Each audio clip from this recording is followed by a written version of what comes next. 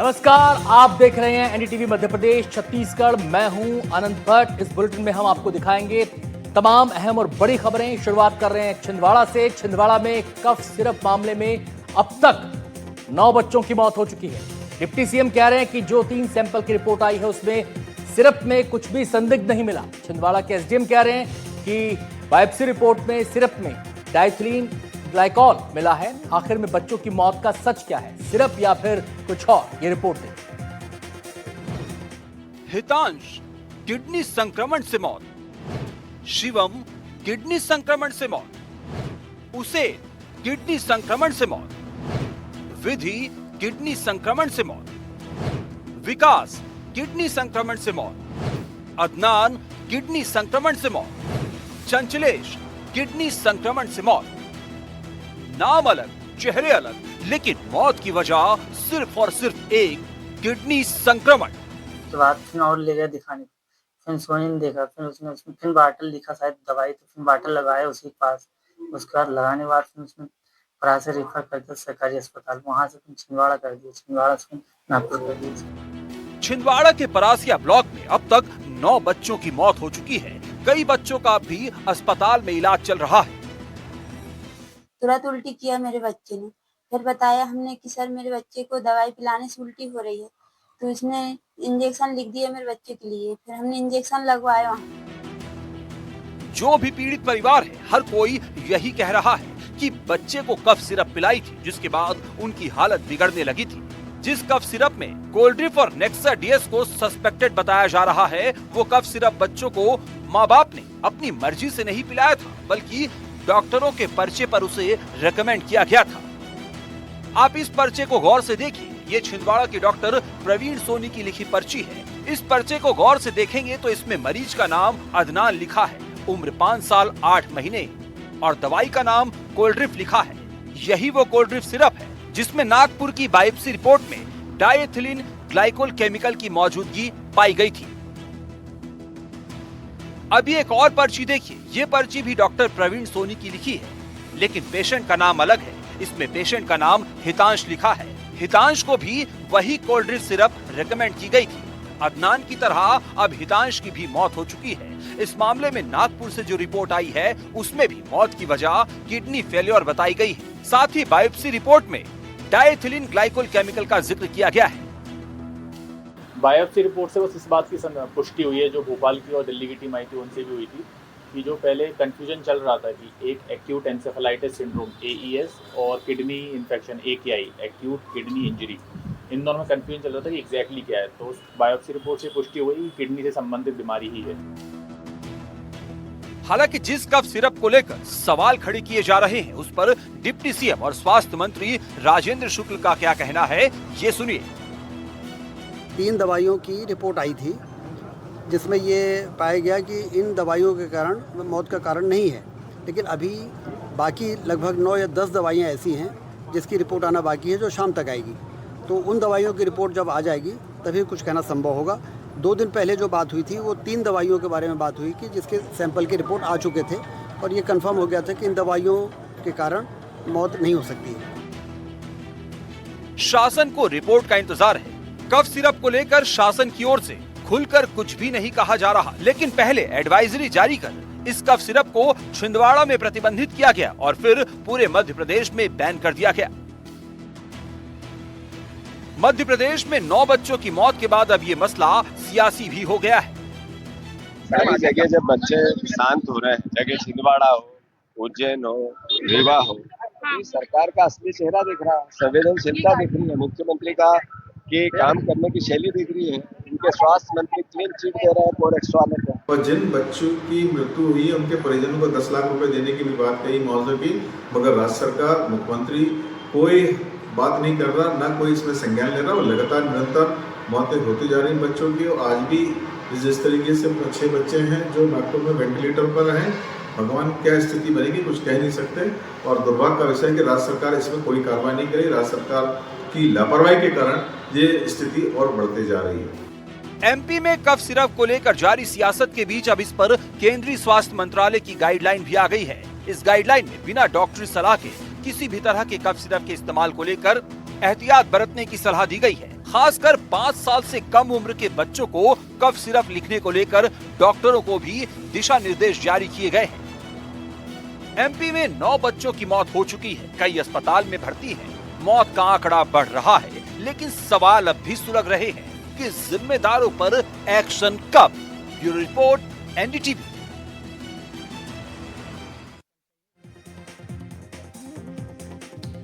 केंद्रीय गृह मंत्री अमित शाह छत्तीसगढ़ पहुंच गए हैं। इसी साल की बात करें तो ये शाह का तीसरा छत्तीसगढ़ दौरा है। वैसे तो अमित शाह शनिवार को ऐतिहासिक बस्तर दशहरा में शामिल होंगे, लेकिन जानकार मान रहे हैं कि शाह मार्च 2026 से पहले नक्सलियों के ताबूत में आखिरी कील ठोकने आ रहे हैं।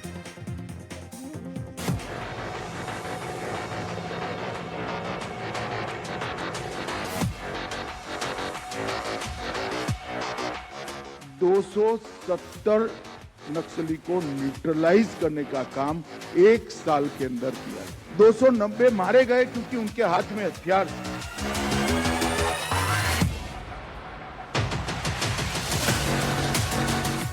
जो हथियार छोड़कर सरेंडर होकर आना चाहते हैं उनके लिए रेड कारपेट है। आइए भाई, आपका स्वागत है। आप मार्च भूले हुए हमारे ही लोग, हम किसी को मारना नहीं चाहते। मार्च 2026 31/3/26 को इस देश में से हथियारी नक्सलवाद समाप्त। ये वो डेडलाइन है जो केंद्रीय गृह मंत्री अमित शाह ने नक्सल के खात्मे के लिए तय की है। छत्तीसगढ़ के साथ साथ देश को नक्सल मुक्त करने के लिए शाह ने सिर्फ तारीख ही तय नहीं की, बल्कि तय समय या उससे पहले ही नक्सल का समूल नाश हो, इसके लिए वो लगातार कवायद कर रहे हैं। सिर्फ दिल्ली में बैठकर नहीं, बल्कि छत्तीसगढ़ आकर वो इस अभियान के योद्धाओं का हौसला बढ़ा रहे हैं। साथ ही लाल आतंक को संदेश दे रहे हैं कि उनके आतंक के अंत की अंतिम तिथि आ रही है। इसी कड़ी में शाह एक बार फिर छत्तीसगढ़ आए हैं। इसी साल की बात करें तो ये शाह का तीसरा दौरा है। इससे पहले 5 अप्रैल 2025 को शाह बस्तर पंडू में शिरकत करने आए थे। 22 जून 2025 को LWE की समीक्षा की। राज्यों के पुलिस प्रमुखों से शाह ने मुलाकात की। 3 अक्टूबर 2025 को शाह रायपुर पहुंचे, जहां बस्तर दशहरा में शामिल होंगे। आइए अब आपको शाह का पूरा शेड्यूल बताते हैं। सुबह 11 बजे शाह जगदलपुर के लिए रवाना होंगे। दोपहर 12:10 पर अमित शाह दंतेश्वरी माई के दर्शन करेंगे। दोपहर 12:35 पर सिरहा सार भवन के कार्यक्रम में शाह शिरकत करेंगे। इसके बाद बस्तर दशहरा में शामिल होंगे। दोपहर 3:15 बजे तक वो जगदलपुर में ही रहेंगे। दरअसल 19 सितंबर को महेश कश्यप की अगुवाई में बस्तर से एक दल अमित शाह से मिलने पहुंचा था। इन लोगों ने शाह से बस्तर दशहरा में शामिल होने का आग्रह किया था, जिसके बाद अमित शाह छत्तीसगढ़ आए हैं। लेकिन समझने वाले समझते हैं कि शाह छत्तीसगढ़ आएं और सिर्फ बस्तर दशहरे में शामिल होकर दिल्ली लौट जाएं, ये मुमकिन नहीं। अपने 2 दिनों के इस दौरे में जाहिर है शाह एंटी नक्सल ऑपरेशन की रफ्तार और स्थिति दोनों पर जानकारी लेंगे और जरूरी दिशा निर्देश भी देंगे। शाह रायपुर पहुंचे तो उनका भव्य स्वागत हुआ, लेकिन सुरक्षा बलों ने भी शाह के दौरे को लेकर स्वागत की तैयारी कर ली थी। शाह के दौरे से ऐन पहले बीजापुर जिले में कुल 103 नक्सलियों ने सरेंडर कर दिया। इनमें 49 नक्सलियों पर कुल 1 करोड़ 6 लाख रुपए का इनाम का ऐलान था।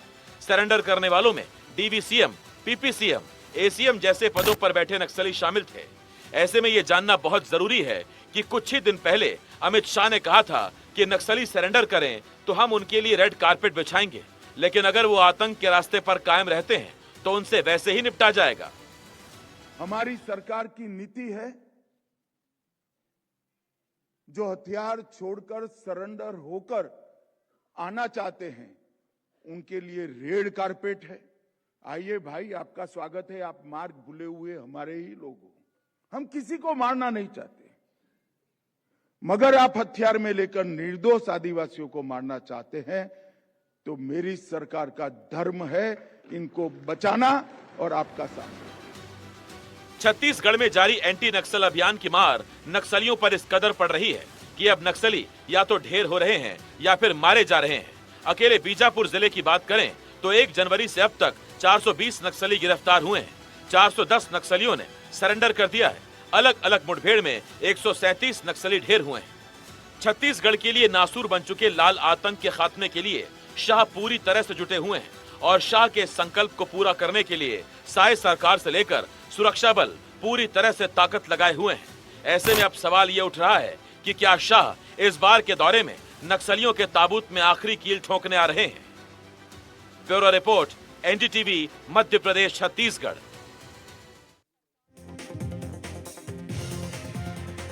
खंडवा के जामली में दुर्गा प्रतिमा विसर्जन के दौरान हुए हादसे में जान गंवाने वालों की तादाद 11 पहुंच गई है। पीएम मोदी ने भी हादसे पर दुख जताया और मृतकों को आर्थिक सहायता का ऐलान किया। इसके बाद सीएम डॉक्टर मोहन यादव जामली गांव पहुंचे और मृतकों के परिजनों को 4-4 लाख रुपए के चेक सौंपे।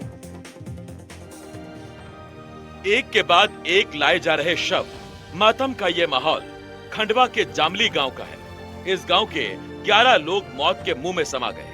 जिस गांव में विजयादशमी और दशहरे की खुशियां मनाई जा रही थी, उसी गांव के 11 लोग नदी में डूब गए और उनकी मौत हो गई। इन मौतों से गांव पर दुखों का पहाड़ टूट पड़ा।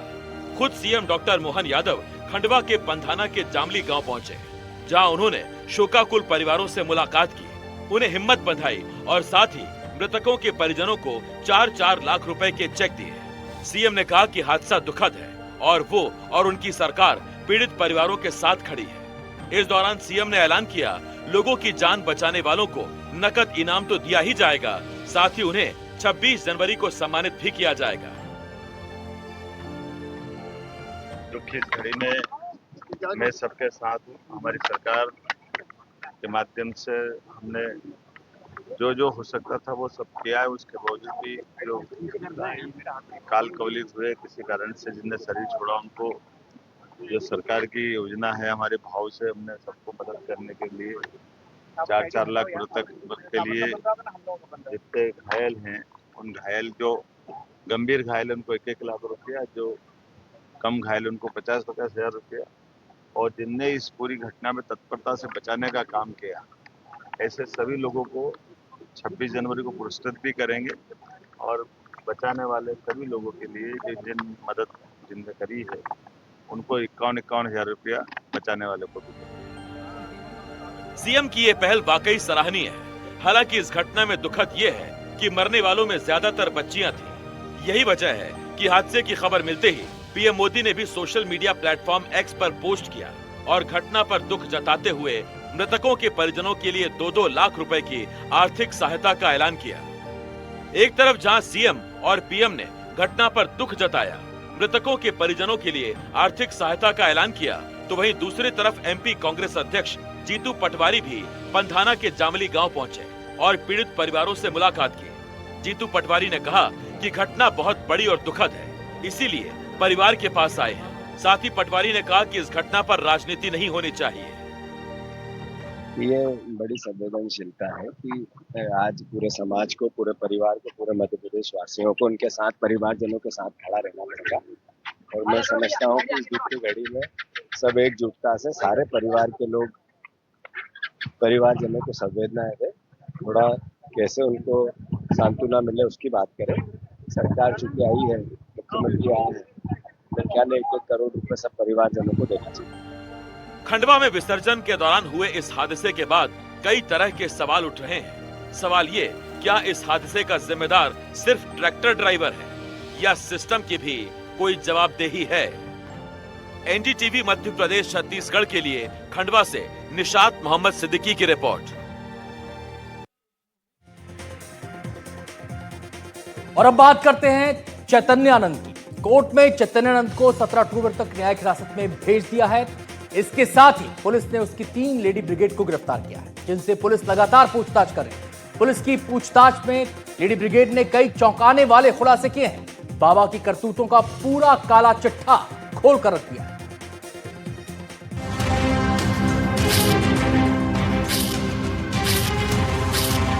जिस भी लड़की को प्रेफरेंस देते थे, उनके लिए एक सेपरेट रूम होता था, उसके साथ अटैच वॉशरूम होता था, एक लैंडलाइन नंबर हुआ करता था।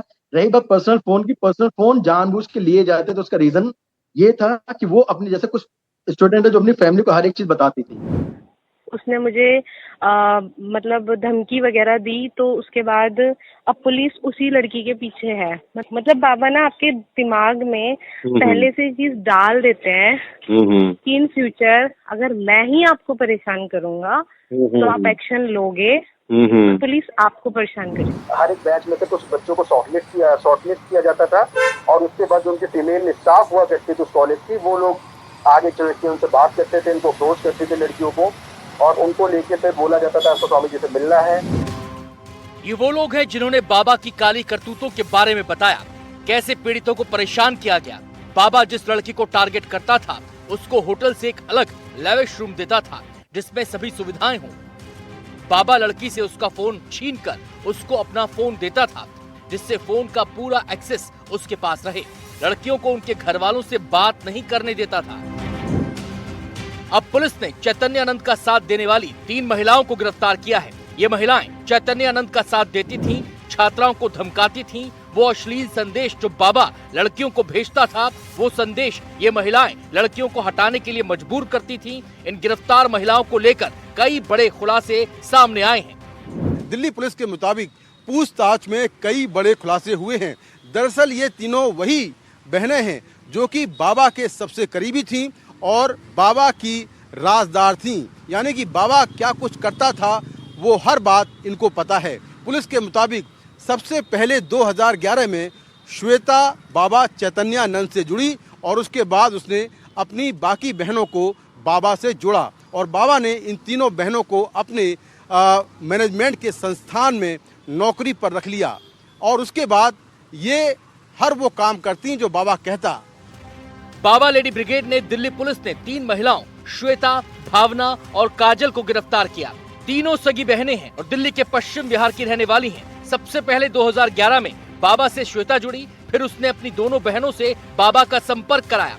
बाबा ने बारी बारी से तीनों बहनों को अपने यहाँ नौकरी पर रखा। तीनों बहनों में भावना सबसे बड़ी है। तीनों बहनें शादीशुदा हैं और ग्रेजुएट हैं। बाबा तीनों बहनों की योग्यता के हिसाब से उन्हें ज्यादा सैलरी दे रहा था। तीनों बहनों की सैलरी 60,000 से 80,000 के बीच थी।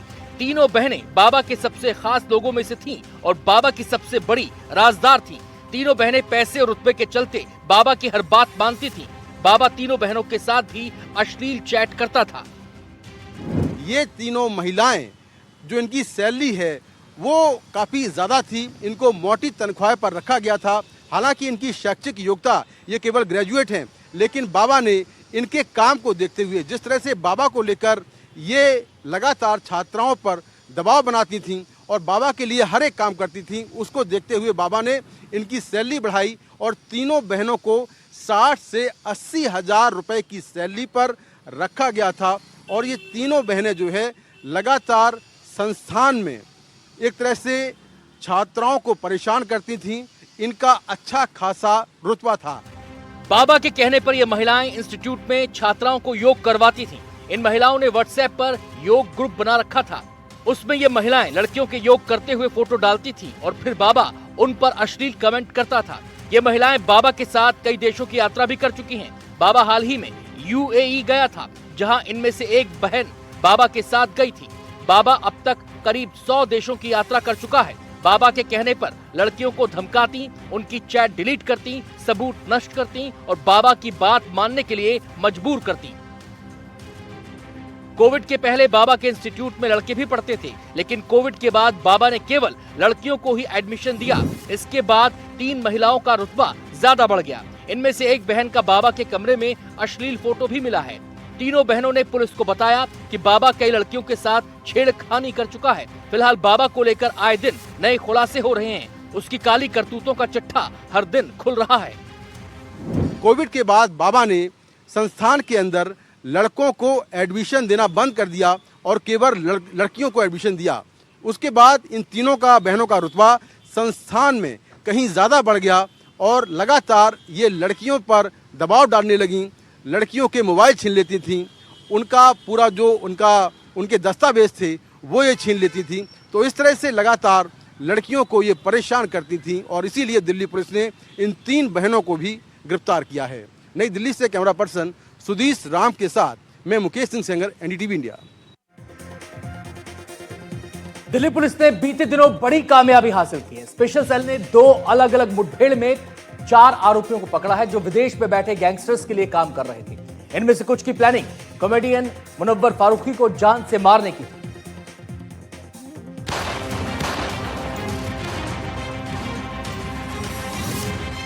पिछले 2 दिनों में दिल्ली पुलिस की स्पेशल सेल को बड़ी कामयाबी हाथ लगी है। आज सुबह ही स्पेशल सेल की टीम ने मुठभेड़ के बाद 2 अपराधियों को गिरफ्तार किया है। ये दोनों विदेश में बैठे गैंगस्टरों के गुर्गे थे और भारत के इकोसिस्टम को ध्वस्त करने में लगे हुए थे। पकड़े गए अपराधियों के नाम आकाश राजपूत और महिपाल हैं। दोनों राजस्थान के रहने वाले हैं।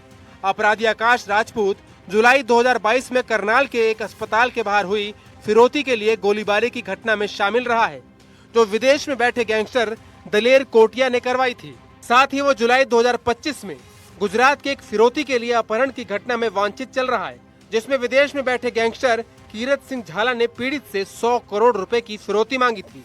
आकाश राजपूत के ऊपर राजस्थान पुलिस ने 20,000 का इनाम भी घोषित कर रखा है और वर्तमान में वो वांछित चल रहे राजस्थान के नामी गैंगस्टर जगदीश जागला और अभिषेक गौड़ के जरिए से रोहित गोदारा, गोल्डी बराड़, वीरेंद्र चारण के साथ जुड़ गया था। भारत से विदेश भागने के लिए फर्जी पासपोर्ट बनवाने की प्रक्रिया लगभग पूरी कर चुका था। अपराधी महिपाल करनाल वाली गोलीबारी की घटना में गिरफ्तार होने के बाद बेल पर था और आकाश राजपूत के साथ विदेश में बैठे गैंगस्टरों के साथ जुड़ चुका था। इन अपराधियों के साथ स्पेशल सेल की मुठभेड़ आज सुबह कापासेड़ा इलाके में हुई, जिसमें आकाश राजपूत को शरीर के निचले हिस्से पर गोली लगने के बाद उसे काबू किया जा सका। बीते 2 दिनों में स्पेशल सेल और काउंटर इंटेलिजेंस यूनिट ने रोहित गोदारा गैंग के 4 बदमाशों को गिरफ्तार किया है। दिल्ली पुलिस की स्पेशल सेल की काउंटर इंटेलिजेंस यूनिट ने एक बड़ी कार्रवाई करते हुए कुख्यात गैंगस्टर रोहित गोदारा और वीरेंद्र चारण के सिंडिकेट से जुड़े 2 शातिर अपराधियों को मुठभेड़ के बाद गिरफ्तार कर लिया। दोनों बदमाश मुनव्वर फारूकी के टारगेट किलिंग के लिए मुंबई भी गए थे। दिल्ली पुलिस की स्पेशल सेल की बदौलत मुनव्वर फारूकी को मारने की साजिश फेल हो गई थी। बताया जा रहा है कि इन्फ्लुएंसर काफी समय से इस गैंग का निशाना बना हुआ है। गैंग अपने डर और दहशत के लिए लगातार सेलिब्रिटीज को निशाना बना रहे हैं। हाल ही में अभिनेत्री दिशा पटानी के बरेली स्थित घर के बाहर हुई फायरिंग इसी सिलसिले की कड़ी मानी जा रही है। गिरफ्तार आरोपियों में हरियाणा के रहने वाले राहुल और साहिल हैं। राहुल पर कई गंभीर आपराधिक केस दर्ज हैं। दिसंबर 2024 में यमुनानगर में हुए सनसनीखेज तिहरे हत्याकांड में इसका हाथ पाया गया है। इसके अलावा फरवरी 2025 में बीकानेर में भी यह हथियारों के साथ पकड़ा गया था। साहिल पर कई वित्तीय धोखाधड़ी और फर्जीवाड़े के मामले चल रहे हैं। दोनों घायल बदमाशों को अस्पताल में भर्ती कराया गया है। Delhi police full active mode में है और बदमाशों पर नकेल कसी जा रही है, लेकिन विदेश में बैठे गैंगस्टरों के गुर्गों पर सख्ती बेहद जरूरी हो गई है। उम्मीद है पुलिस इस पूरे नेटवर्क को तोड़ पाएगी। Bureau report, NDTV India.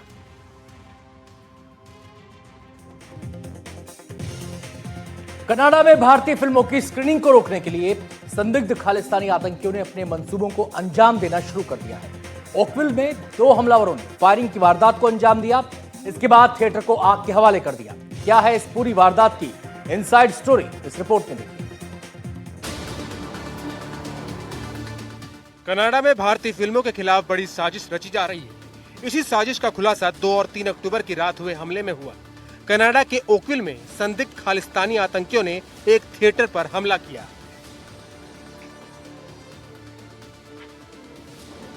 हमलावरों ने ओकविल में मौजूद थिएटर को आग के हवाले भी कर दिया। इन तस्वीरों को देखकर आप आसानी से अंदाजा लगा सकते हैं कि किस अंदाज में हमलावर थिएटर के अंदर दाखिल होते हैं। उनके हाथ में लाल रंग की केन है जिसमें पेट्रोल भरा हुआ है। फिर दहशत फैलाने के इरादे से थिएटर को ही आग के हवाले कर देते हैं। अब आप सोच रहे होंगे कि आखिर कनाडा के हाई सिक्योरिटी वाले इलाके में ऐसी वारदात को आखिर क्यों अंजाम दिया गया। दरअसल इसके पीछे वजह भारतीय फिल्मों से नफरत है। खालिस्तानी लंबे समय से भारतीय लोगों और भारतीय सिनेमा का विरोध कर रहे हैं और अब फिल्मों पर रोक लगे, इसके लिए खालिस्तानी थिएटर को ही निशाना बना रहे हैं। कनाडा के ओकविले में सिनेमा घर पर अटैक, सिनेमा घर में आग लगाई और फायरिंग की, खालिस्तानी आतंकियों पर हमले का शक, भारतीय फिल्मों की स्क्रीनिंग के दौरान अटैक, हमले के बाद भारतीय फिल्मों की स्क्रीनिंग बंद। 2 अक्टूबर को नकाबपोश संदिग्धों ने हमला किया। इस वारदात के बाद दोनों संदिग्ध मौके से भागने में कामयाब रहे। कनाडा पुलिस के मुताबिक दोनों हमलावर अलग अलग गाड़ियों से थिएटर के करीब पहुंचे थे और वारदात को अंजाम देकर मौके से भाग गए। इससे पहले 25 सितंबर को भी कनाडा में ऐसे ही हमला हुआ था, जिसमें एक संदिग्ध ने थिएटर के एंट्रेंस पर गोलियां दागी थीं। इस घटना के बाद से लोगों में खौफ बना हुआ है और एहतियात के तौर पर थिएटर की सुरक्षा भी बढ़ा दी गई है। साथ ही 2 हिंदी फिल्मों की स्क्रीनिंग को भी रोका गया है। थिएटर प्रबंधन का कहना है कि हमारे लिए लोगों की सुरक्षा सबसे पहली प्राथमिकता है, लिहाजा फिल्मों की स्क्रीनिंग को फिलहाल रोका गया है। वहां कनाडा पुलिस मामले की पड़ताल में जुटी हुई है। Bureau report, NDTV India.